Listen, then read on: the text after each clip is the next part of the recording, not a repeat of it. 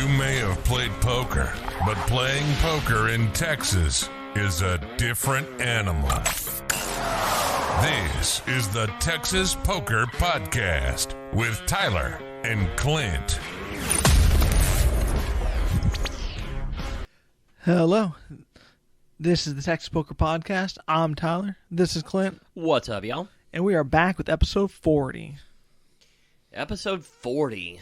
And me and you are just talk about just trying to stay on top of the game right now. We are really it's been a rough couple weeks. So have things gotten any better for you, man?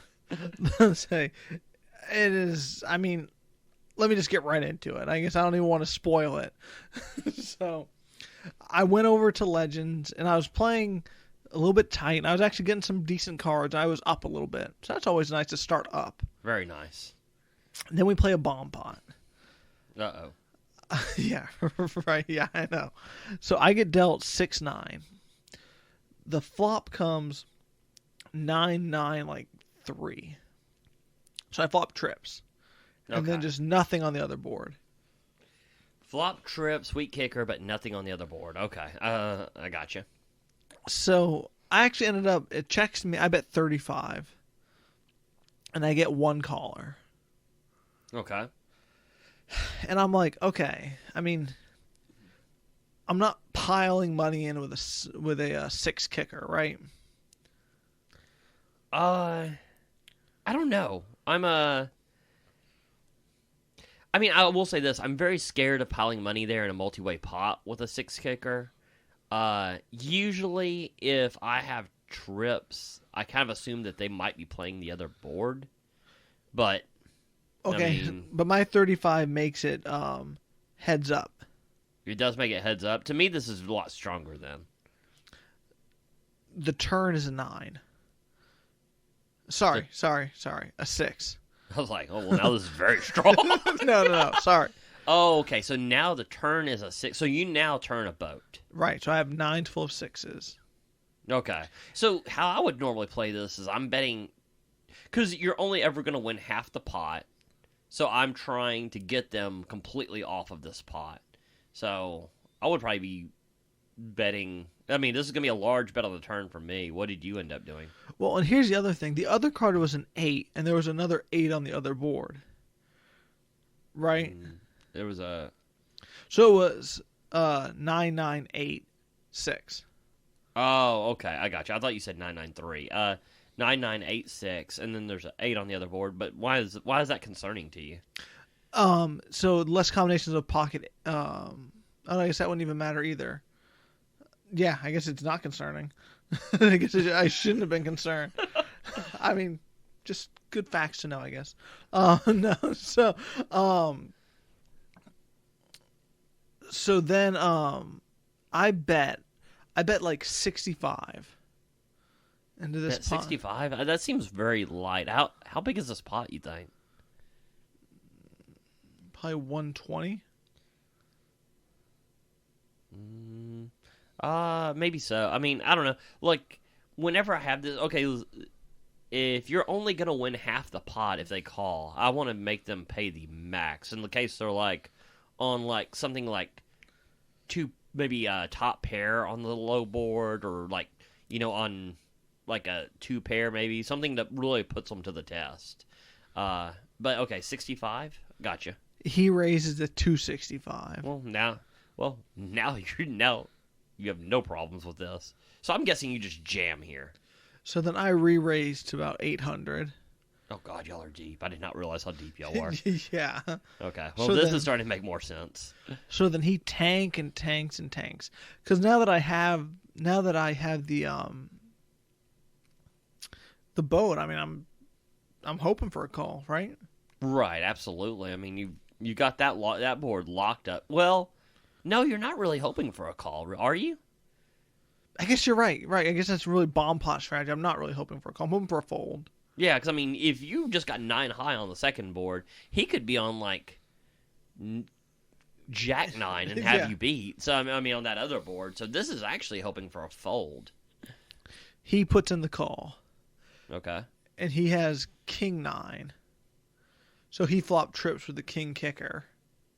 Okay, so he's got you with king high on the bottom board, and on the top board you've got him with a full boat. Yes. Okay. All the money goes in. River, king. Oh God. Yeah. 3 outed on that board. Guess no 6 on the bottom board? No 6 on the bottom board. Oh, how disgusting, man. So I took that in stride. In stride, but I mean, me taking that in stride is me literally throwing a fit, chairs coming across the room. I mean, $800. Oh, God, that would be... I mean, I wouldn't really do that, but God almighty, I tell you what, on the inside, I would be. So I was like, okay, I mean, it's fine, I guess, right? So then, that play did lead to this call. I have a suited king. It's not a good suited king. It's king. It's king 4, and I like to call it the lucky hand. 'Cause I've won a ton of pots with king 4. I mean, I will say, like, I don't mind these hands. Like, okay, like, I know people are just going to roast the shit out of what I'm about to say. But, like, if you can kind of see small if you can kind of see, like, small pots for something like this, or it's, like, folded around to you in the cut off or button, where people overplay their hands so much, and you having a kind of a nutted hand, I mean, you're not worried about the ace high flush if you hit this flush. So I don't mind this hand here and there. So I ended up making a call. Was it raised pre-flop? It was like the 15. Yeah. Okay. Like I said, it was a tilt call. Yeah, I did. I mean, it did lead to that. But I flop a gutter with the 4 and 2 diamonds. Okay, so wait, a gutter. Okay, a gutter with a 4. Okay, I gotcha. Yeah. I guess. Yeah. So I was like, okay, so this isn't the worst. I mean, it sounds like the absolute best. Yeah, true. So there's 3 of us going. One guy bets out, and another guy behind calls, and then I call. Ooh, with the... Well, did you... Okay, like, I don't mind the call here. Did you think about raising here?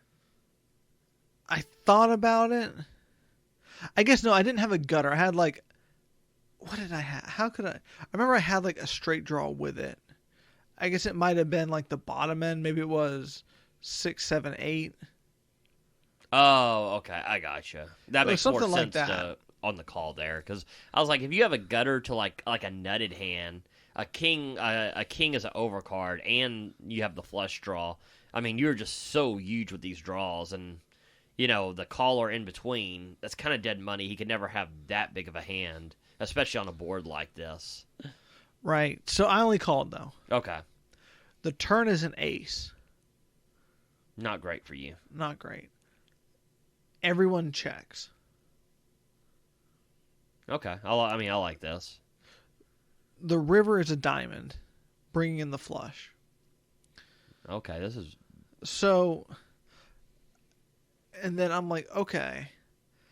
I was, after that bomb pot, I was pretty short stacked.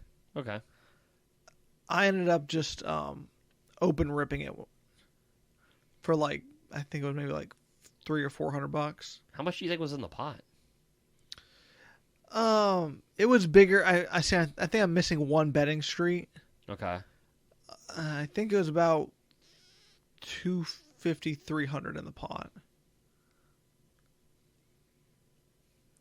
I mean, and you 250, 300 in the pot, and you open rip it for how much? I think it was like 350, 400.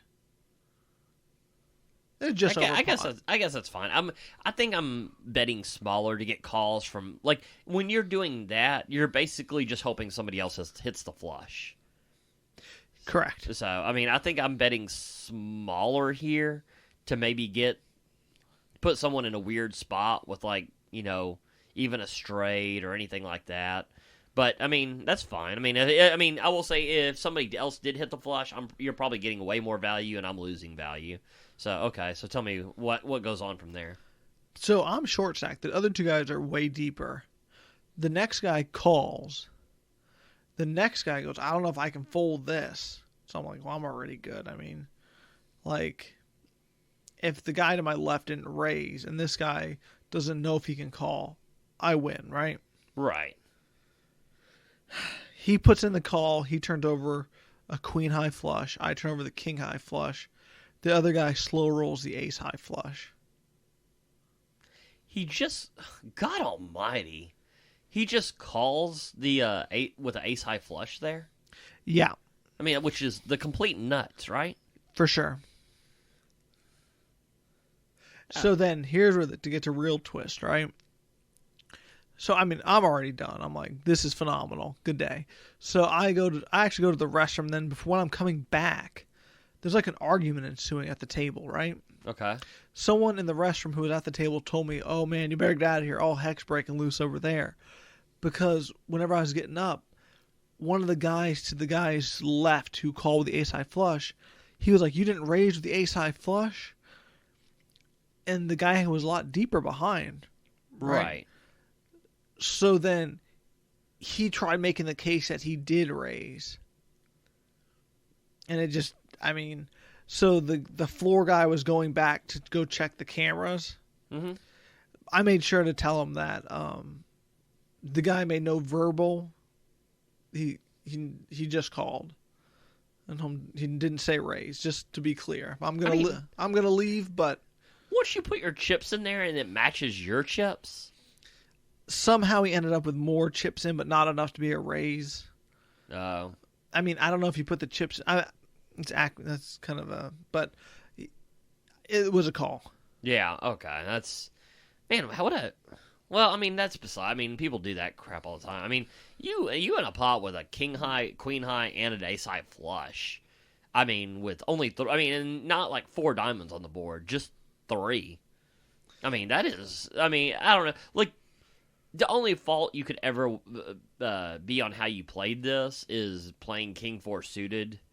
I mean, pre-flop, but I don't know. I mean, this is one of those things, like, a lot of people are going to be results-oriented and be like, well, you shouldn't be playing there, and that's what you get.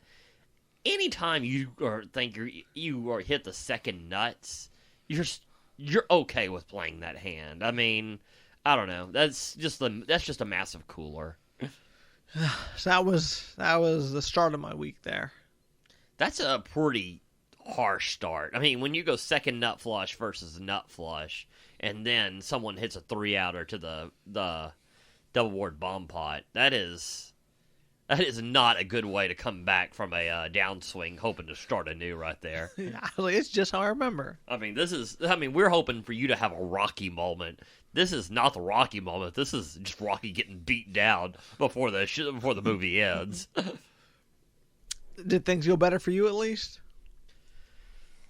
So you could say that maybe. So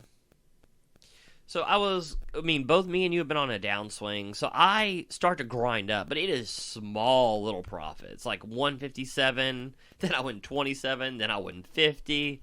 I mean, just barely inching any profit out.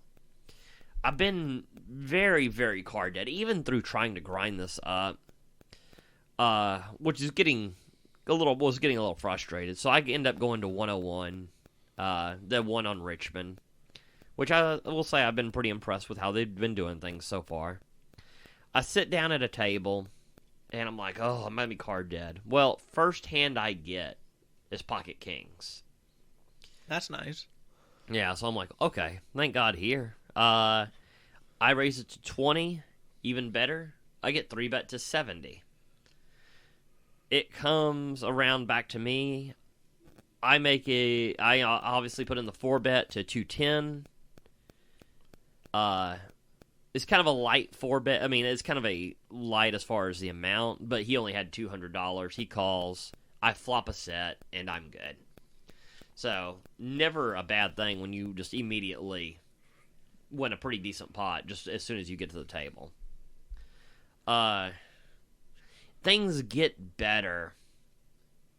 So this guy comes in and he plays, and he's a real friendly guy. He comes with his wife, who, wow, she's damn. Like at first, I thought like a trophy. I mean, I was like, holy crap. So she sits next to me. She's real friendly at first, maybe not later. But he's like, kind of a rec player, but pretty decently solid rec player. She is one of those who just has no idea what's going on. I mean, just piling money in on any flop or whatever. So I'm like, please God, let me get in a hand against her. I end up with ace king. The pre-flop bets. I pre-flop bet to 15. I get re-raised to 30. I think she's the one who re-raises me to 30. Okay, makes sense. Yeah, because I mean, obviously, a min raise here would be kind of weird by someone who's really kind of on top of it. I go ahead and re-raise to 90. She calls. If you've noticed, I've kind of started to make some of these 3-bets a little bit smaller. I was about to say, I don't know about that 90. I mean, like if you're doing 4 times the bet, you're just all the hands I am just losing. I mean, people are just folding left and right. I mean, I know it's nitpicky, but I at least like 100. Probably so. I mean, probably like I don't want to do 120, but I mean, I'm trying to. Yeah, that's a good point. I could probably do somewhere in between. Well, and this is technically a 4-bet, right? Because she 3-bet you. Yeah. See, I don't know if you need to go that big on a 4-bet. Yeah, that's true. And I mean, especially like, I noticed like when you're playing, like you've been playing at a lot deeper games. So you can 4-bet more because, I mean, you're still going to get called more because it's still so much behind. But at, like, the games where I'm playing, like, they're not short stack, but, I mean, 200 blinds might be a bigger stack at the table. And then some people have, like, 80 blinds. So, like, a 4-bet, and it's, like, 4 times, I mean, it's just committing everybody, so they're just folding. Or they're calling, right? Or it's just a shove, right? Yeah, but I mean, it's almost always a fold versus that shove. But I re-raise to 90, she calls. I'm like, oh God, please give me something. Flop comes king 10-7. Probably rainbow. I didn't really put the suits out there. I bet I lead out for 100 into about 180. And what do you have again? Ace king. Okay, so you flopped the king. Yeah, I flop a king. Okay, perfect. I bet 100, she calls. But she acts like she doesn't really want to. The jack comes on the turn. I'm not loving this card. But I think there was a flush draw out there, come to think of it. And I'm like, well, this is just one of those where it hits some of what she has, but it's also going to miss a lot of what she has. I mean, king, queen, I'm still ahead of. A lot of the draws I'm still ahead of. So I end up betting 200 and she folds. I forget what she showed like kind of a weird hand. So I was kind of happy with the way I played that one. And that night, I mean, I just hit everything. It was one of those where I would flop top pair. Just constantly had it every single hand. I mean, I was just squeezing a crap load, and it was getting through. So I ended up with a profit of 985 after time on that session. Oh, that's lovely. I mean, when you're just been getting hammered and hammered and hammered, and finally, like, I mean, I was grinding out small profits. It was really good to finally have a session where you kind of actually made some and was able to make some ground back. Absolutely. Do you want me to go next on my session? Yeah, go for it. So I went to 101 and did not play a very long session. Is this the night where I actually won the 985? Is this the same one? This was Friday, so you were at Paramount. Oh, okay. So I went to 101 and I only played for about almost 3 hours, which, I mean, as you know, since I'm working the Friday overnight or the Saturday overnight, I needed to stay up anyway. That's true, right? yeah. So we're playing, and I mean, I got some nice bluffs through. Nothing too noteworthy happened. I mean, I just ended up being up. I was like, okay. I mean, but I mean, that's kind of noteworthy in the fact that you were. I mean, when you're on a downswing, just the fact that you're up is kind of noteworthy. yeah, that's true. So then I'm like, I am gonna go play some more. I'm feeling it. Okay. Which we've always talked about, about locking up that win. I mean, we've always talked about this because everybody's like, well, hours played or whatever. But I mean, especially when you're on a downswing, I do think there's a certain point where if you're up a certain amount, you just need to feel good about one session. Yeah, but I ended up going to play anyway. Okay. And I got aces one hand. The flop came 4-4 ace. And both players were on a flush draw. I kind of played the hand a little bit to where I didn't charge. I didn't raise on the turn just because I had it so locked up. But it's here nor there, I guess. I still won a pretty big pot. I got aces again. Got them cracked by pocket fives, but luckily it was only for $100. Okay. Well, about maybe 150. I mean, that's good. I mean, yeah. at least it was me and you with aces and losing with them are just gotten ridiculous lately. So I mean, at least it was only for 100. Yeah, but so again, I had a nice hero call down with pocket nines. That was pretty interesting hand. I mean, not that interesting. I guess I just ended up just a bluff spot calling down, and I ended up being up about $730 on that session, and about $670 on the other. I mean, that's pretty. Wait, you were up total? Were you up total 13? I think it was 14. Yeah. I mean, that's pretty huge. I mean, when you're in the middle of a downswing, I mean, that's a gigantic session for you. Oh, yeah, I was super pumped. And it was funny because I was going to go meet you at Paramount, but I'll let you tell us what happened at Paramount. Then you text me what happened. I said, you know what? No thanks. Let me see. God almighty. I need to take better notes. Okay, so I do remember this one hand. I mean, let me put this disclaimer out there. I am not an Omaha expert, and let me put this disclaimer out there. I know I played this badly, even knowing I'm not an Omaha expert. I was I'm not even an Omaha amateur. So I'm up a little bit. I think I'm like 100. I have Deuce 3. I would not play Deuce 3 in an Omaha hand, but I'm in the big blind. It checks to me. It comes 3-3 Deuce. So I'm like, okay, this is great. A player bets 10. I call. I'm like, well, I've got this board very locked up, and I realize anybody who has a 3 or has outs for every other card in their hand. And in hindsight, I realize this. I just call. One player calls behind. I'm like, well, give me what looks like any type of safe card, and I'll hammer the turn. The card is a 9, which there's no reason that should be a random card unless you just happen to have 3-9. The first player now checks to me. I bet pot for 40. The next player just does this, oh my god, and does this posturing, and he ends up making the call, and the other player folds. And I even tell the guy during the hand, I'm like, that was a lot of posturing. I was really expecting a re-raise there. It was one of those oh god, what do I do this? Or I mean, it was just way overreacting. It ceases to matter.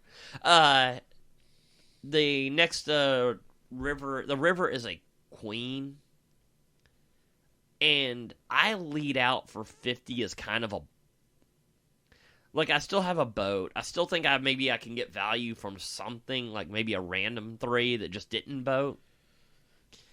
And then it kind of shows me where I'm at, and he jams all in for 200 more. And I mean, this is a fold all day long, but not for me. I mean, I have no reasoning whatsoever to make this call. I mean, yeah, I don't know. Well, I mean, sometimes you lose your mind. Sometimes you just get stuck. Like when you flop that hand and you're just already picturing how great this is gonna be.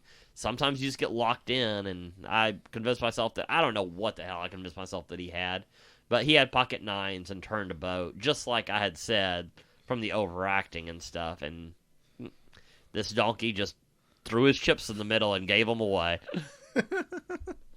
I mean, it happens to all of us, Yeah. for sure.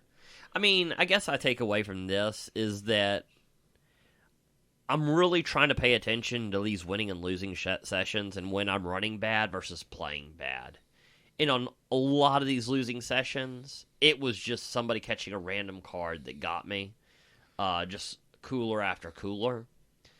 I will say this is, at least I am paying attention, and this is a session I don't blame on the cards. I blame I played badly. So I think that's important to at least, be able to say. Yeah, I mean, like we always say on these downswings, I mean, it's definitely not all just bad beats, for sure. I mean, some of it's bad beats, which then lead to bad play, so. Yeah, and I think identifying, what is really helpful in the long run. So it was not a great session. I mean, and then I'm not a huge Omaha guy. It was 2 hands of Omaha per round.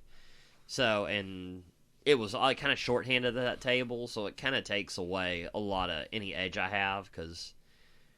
So you're like, you heard that PLO hand I played. Yeah, exactly. So, I mean, it's So I don't know. I mean, it was just not. It was a session that I did not play my best. There was another big hand in it, but I can't remember what it is.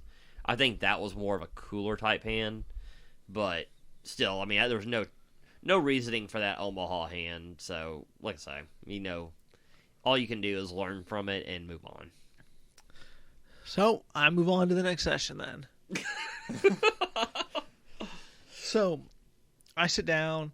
I end up like rivering a nut flush for some guy, win a pretty big pot, like $400 pot. I'm feeling good. I get pocket queens under the gun. I make it. Oh no, sorry, it wasn't under the gun. It was like there was, I think, 2 or 3 callers, limpers. Then I make it 30. Okay. Folds around. I get 3-bet to 150. Guy to my right who limped calls the 150. Now it's back on me. God, this is so freaking dicey. I mean, this is like what scares me when playing like as deep stacked as you. How much do you have behind is the question. Maybe 12. This is where, I mean, like, talk about not learning from your mistakes, because here's the question. Is this a guy who three bets a lot? This is not a guy who 3-bets a lot, but the guy who called behind is very wild, very crazy, very loose. So, okay, like, let's think about what he'd be 3-betting here. Aces, kings, obviously. Ace, king. Jacks. I mean, I don't know. Like, I'm never folding here. I mean, I don't know if I call or re-raise here. And I mean, I've made this mistake of not re-raising when I should have. I mean, at least I think so. I mean, I don't know. I might save myself money, but what did you do? So I was debating the call, but then I said, with that guy calling behind, I have to raise. Okay, I mean, I don't disagree with this. With the dead money in between, I have to raise. Can't see this 3 ways.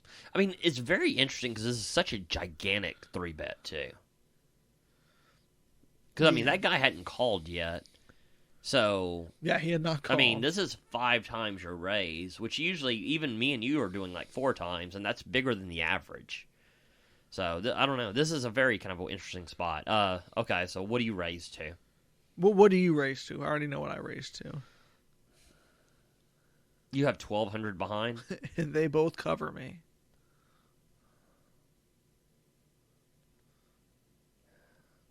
450, 500. I made it 450. Okay, I was debating between 450 and 5. I guess. I mean, well, here's something I wanted to like point out to a lot of people is like a lot of times you want to re-raise more to not give people odds. Thing is when the re-raise is this big in comparison to their stack size, there's no odds anyways. So I mean, like suited, like if he was happened to be like pocket 9s or pocket 10s, I mean, you can re-raise to almost anything, and he has no longer odds. There's not enough money behind comparative to the pot that they will ever have odds to draw against you. So when you're re-raising smaller amounts, it has to be 4 and 5 times to help them not have as big as odds. But as you get higher and higher into the stack size, they're not going to have odds anyway. So that's the reason for like the smaller bet here. Well, I made it 450. The original Razor folds, and now it's back to the guy who called 4-bet or called the 3-bet. Well, this is great. He calls. The flop comes 9, 8, 3, 2 hearts and a diamond. So automatic jam. He checks. I jam. He tanks, and he mumbles under his breath, "Well, if you got aces, you got me." He didn't say it to me. He whispered it to himself. Mm-hmm. And before this, I had already shown a bluff with ace-king, where I Okay. basically ripped it all in on the flop, or a gigantic bet on the flop, and showed. So I go all in, and he calls, turns a queen, river doesn't matter, he mucks. That's it. He never showed. Oh, that's beautiful. I mean, I wonder if he did have kings. Probably not, right? if he's a wild, crazy guy, I can't imagine that he's just calling with kings on there. I mean, I don't know. That's... And then if he has kings, people always show that bad beat, it seems like. So, I don't know. It like, the way you described that guy, I mean, maybe, like, I do know there's probably some super tight players who do call with kings there. But the way you describe this guy, I don't know. I'm not buying that this guy has kings ever here. Yeah. So, I mean, that was it. I was thinking maybe he had like jacks, tens, something like that. Maybe so. I mean, I think that's possible. I mean, he was 3-betting so wide with like king 3 offsuit. Yeah, I mean, I will say this. I'm not giving him credit for kings without seeing kings. I'm not sure you needed that queen. Yeah. I mean, don't get me wrong. I could be wrong, so glad you hit it. Yeah. And then I had another weird hand where I had pocket 10s, and I raised pre-flop. It's heads up. The flop came all low cards, right? Okay. I bet he calls. The turn is an ace. I bet like 110. He re-raises to like 350. And I was like, this guy's been bluffing a ton. So I call. Ooh, man, this is a light call here. Okay. The river's a jack. He checks, I check. He had queen jack. Oh, God. So good read, and he hits the jack anyways. Yeah. Ugh. I was pretty happy with that hero call, though. But pretty sad that he turned river to jack. I mean, it was definitely a good call at that exact moment. I mean, you read him right, and he hit a jack. I mean, I don't know. That's just the way it's going to go, I guess. I mean, it wasn't even really reading him right. I mean, he was bluffing so much. But here's a question. Like, obviously, he doesn't put another bet in because he hits that jack and now has showdown value. I assume if that river bricks, he's firing again, right? Yeah. Were you prepared to call down that river? Yeah. Ooh, well, good thing. Well, I had just been all about if you put him on a bluff and you call a big bet putting him on a bluff, you have to call the river. Oh man, I don't know. That's but like I say, good read, and too bad you didn't get rewarded for it. Yeah, I was happy with it at the time. I mean, what can you do? I mean, not much when they river that. But there's two hands that define this session. So, after that, I mean, I was kind of up and down. I was finally up after that Queen's hand and was doing pretty good. Lost some on that 10's hand. Then I get 6-7 suited. Okay. Let's see. I forgot. It was a straddle pot for sure. Oh man, I was so annoyed I didn't even take that great of notes on this hand. All right, let me just double check, make sure I didn't. Well, I remember it anyway. So I don't even need to look at the phone. We're seeing this one in probably like 3 or 4 ways. It was raised pre-flop to probably 30. Okay. 120 in the pot. The flop comes 6, 8, 5, 6, 8. No. Wait. I flopped. What did I flop? I flopped bottom pair. No, it was 5, 6, 8. So you have middle pair and open-ended. Middle pair open-ended. Okay, so I'm like, okay, this is pretty good flop for me. this is a really, I mean, when you're playing like suited connectors like this is about what you're hoping for. So it checks me, and I actually bet. I like this bet. I mean, you have pair of sixes. A lot of times you have the best hand here. It needs protection, and if you do get called with a better hand, I mean, you've still got a lot of equity. I like this bet. And there's 2 hearts out there. You do not have hearts, I assume. I do not. Okay. So I bet like 60, I think. About half pot. Sounds right for that pot. Either 60 or 65, somewhere in there. Okay. I get 2 callers.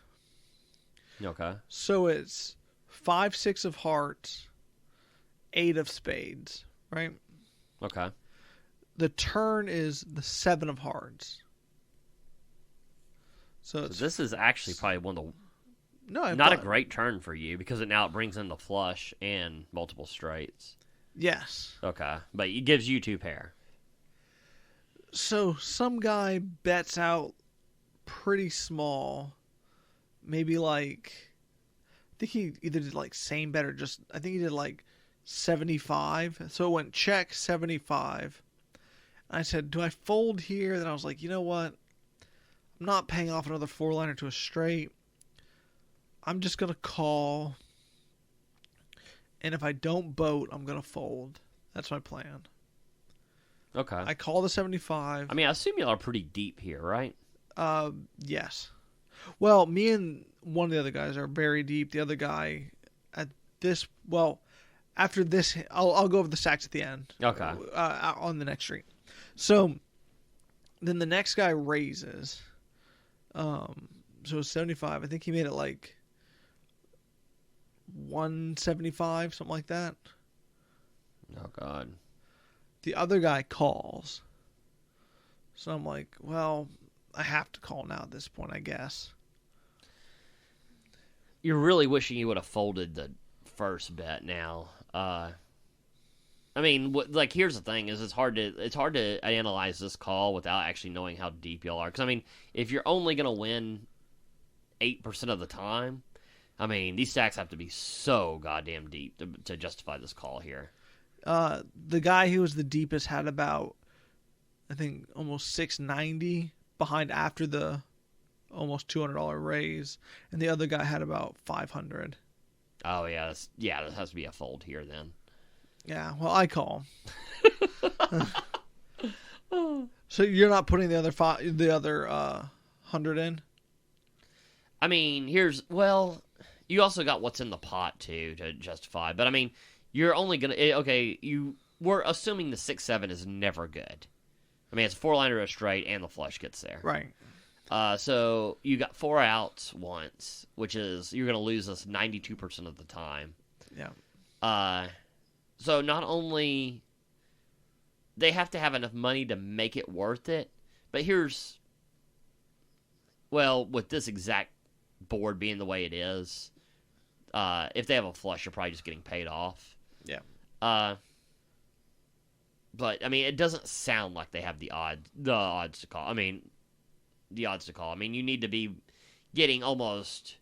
If you have if you're putting $175 in there, then between the pot and their stack, you need to be getting.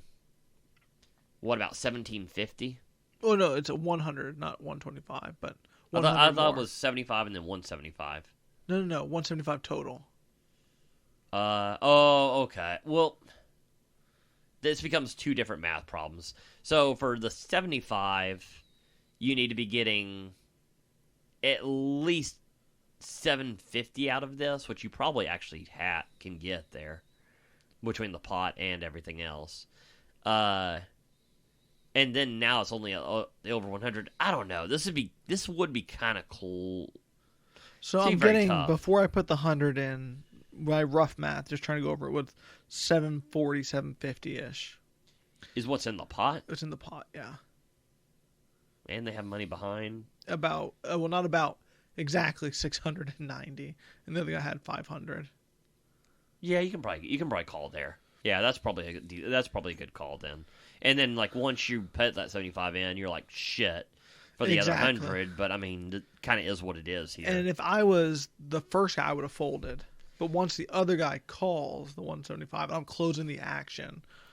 I put the call in. Yeah, I can see your point here. Yeah, you kind of got stuck in a shitty situation, but it is what it is.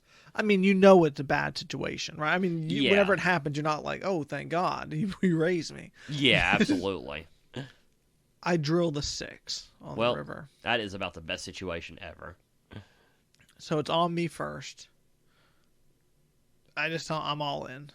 I cover both of them. I'm all in. 100%. I mean, having this check through would be the ultimate disaster. I get called. I get called pretty quick. And the other guy folds a flush face up. Right? Okay. I say I have full house, 6 is full of 7s. He says I have a straight flush for 3-4 suited, 3-4 of hearts. Turn the straight flush. Oh, god damn. Oh, I mean, I don't know. That's the ultimate cooler if you river the boat and somebody's got a straight flush. Yeah, I don't know what to say about that. I mean, there's not much to say. I mean, other than just sad, I guess. Yeah. That's very, very sad. God, that's hurtful. Very hurtful. And then I win with kings all in pre-flop after that for a double up. But I mean, the double up is very minuscule compared to the amount of money in the pot, or like money in the game I'm in for. Yeah. So then I get this hand. I'm in the button straddle with, I think it was 5-9, something like that. Oh, not something like that. 5-9. I was either in the button straddle. I think it was button straddle, and someone only made it like 15. You were straddling? Yeah, everyone was straddling. Okay. So I put the call in. Flop comes 6-6-7. Okay. Sorry. I had 5-8. 5-8. 5-8. Okay. Yeah. Comes 6-6-7. So I flop open ended. Okay. I'm like, this is great. Oh, great. I just doubled up with the kings. Maybe I won't break even, but maybe I'll only lose half or something. Right. Turn a 4. Oh, nice. How did the flop action go? I'm curious about that. He bet about not even half. It was either half pot. It was a very small bet. I'm raising this every time. I only called. Okay. I mean, my thinking is this is one of those that a lot of times is a C bet with missed cards, and then you're gonna have way more 6s and 7s in your range, so, and then I mean, it's one of those I think I can just take it down with not 8 high a whole lot, and then when he does call, I think a lot of times you have pretty good equity. Yep. So I turn the 4. Beautiful. I check. He bets like 75. I re-raise to about 350. Okay. He calls. The river is a brick. He checks it to me. Are you checking this back? I mean, never. Okay. Well, that's good to hear. I jam. He snap calls. He had 6-7 for the flop boat. I was drawing stone dead. Oh, shit. I mean, I don't know. I was wondering if you could ever find a check there, but... Definitely not. Heads up, and I mean, you have the straight. Yeah. I mean, 100%. If you are heads up and they have a boat versus your turn straight, I mean, guess what? It's your day to fucking get up from the table and walk out the door. Yeah, well, I was just seeing if I was results oriented. If I was like, what is that jam ever getting called by? I was like, could be getting called by a lot of 6s, but I mean, the flush didn't come in. Trip 6s. I mean, it's hard to put you on exactly 5-8. So I mean, I don't know. Like overpairs could sometimes think that they might be against another overpair. I don't know. I like that. Yeah, 100%. I mean, I am betting that river. If they got a boat, then good for them. Well, good for him. So, I mean, yeah, that was it. So, I mean, I will say this. I think I'm raising the flop, so I'm getting stacked even faster. That is all I got to say about that. Yeah, so, I guess the downswing continues. Yeah, it's, been super hurtful for you. I've been treading water now a little bit. That's basically all I'm doing. I'll go over, because I want to be I want to be fair and be honest about what I do, but some of these I did not take great notes. So I had that $1,000 winning session, and I'm like, okay. I've now had 3 winning sessions before that, all minuscule amounts. But, that $1,000 for my bankroll is pretty decent. I'm like, here I go. I immediately go to Legends and lose 400. Go back to Legends and lose 500. Both getting... One was just bad run of cards. It was just really a deal. So, now it's like kind of a break even again. So, again, it's just kind of like treading water. But, I guess, you just do that until you can have a little bit better run. Yeah, I guess. I don't know what to do. You are just getting murdered. Both of us are running bad. You are running horribly bad. Running horribly bad for tons of money. If you are interested in poker and making a profit, we're playing in Houston. Tyler, what days do you play so people know where to go and catch cards against you? Right, I'll be losing Monday through Thursday.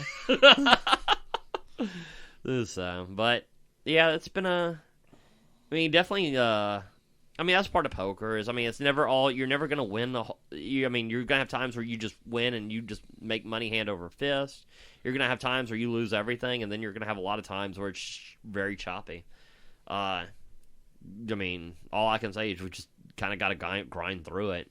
Like I say, I've been trying to learn as far as, like I say, knowing when I'm playing bad versus running bad. And I am pretty happy with my play. I've got 2 sessions I'm not real happy with how I played recently. But there's a lot of sessions that, I lost where that's fine. It's just going to be one of those sessions where you lose. Yeah, I don't know. It's fine for you. I'm sick of this. So, I'm done. Yeah. So, pretty cool to hit episode 40, though. So. Yeah, no kidding. I did not know if we would ever hit episode 40, but here we are. I guess on that note, do you have anything to follow up with, or is that going to put an end to it? Well, I think I'm gonna go try my hand at Paramount tonight, and let's see what and I'll see what happens. Yeah, I'm not. I'm not. I'm just not. I'm gonna go do something else. It's gonna be a lot of crying. Yeah, I'm just not. So, yeah, very, very, very, very beat down. I'll be playing Thursday though. Good for the listeners to know. Yeah, I'll talk to you guys next week. That was the Texas Poker Podcast. Go ahead and rack up, add time, and we'll see you next week.